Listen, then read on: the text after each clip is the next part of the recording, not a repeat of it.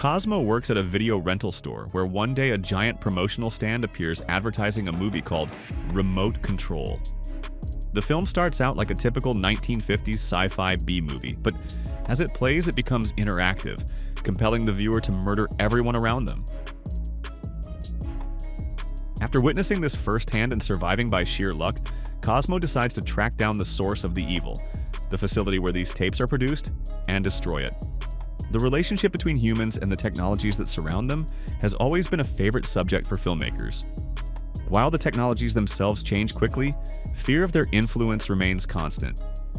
Remote Control is a movie that's frightened of the power of home video, and although from the perspective of the mid-2020s, it's hard for us to fully feel the distrust people once had toward VCRs and videotapes, the film's core idea isn't far removed from what we see in the very modern and still relevant Black Mirror.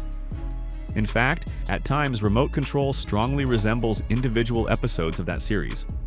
Trust these demon machines too much, and before you know it, your brain will be washed. Jeff Lieberman, who both wrote and directed Remote Control, clearly envisioned it as a science fiction thriller.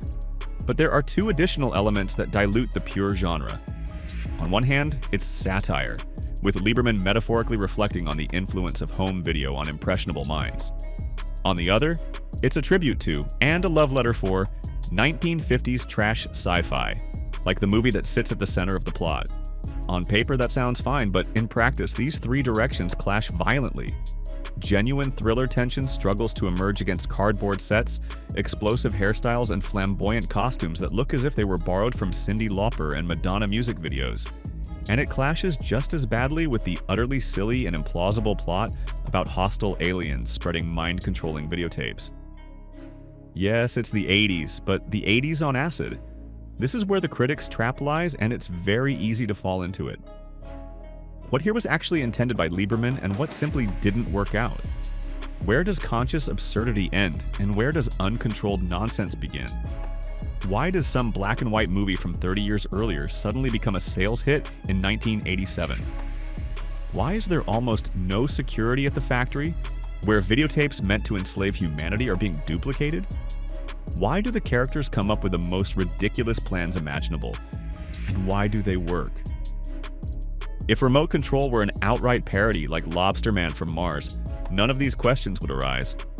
But Lieberman develops the story not as a comedy, but according to the rules of a thriller. Just a leaky, stupid thriller that's completely devoid of suspense as a result. The film had a $3 million budget, yet it looks as if it were shot by students using spare change from the cafeteria. The only reminder that this isn't an amateur project, but a real movie that even had a theatrical release, is the presence of familiar faces. The lead role is played by Kevin Dillon, Matt Dillon's brother, and Jennifer Tilly lurks in a supporting role. She performs with her usual maximum eccentricity, but against the overall backdrop, she doesn't even stand out much for overacting. Before Remote Control, Lieberman had made the solid slasher Just Before Dawn, considered one of the best Friday the 13th clones. But afterward, he practically dropped out of the filmmaking process. His next feature wouldn't arrive until 2004. A case of thinking you're holding something clever up your sleeve, only to end up spending 90 minutes showing it to yourself, and, for some reason, to your audience as well.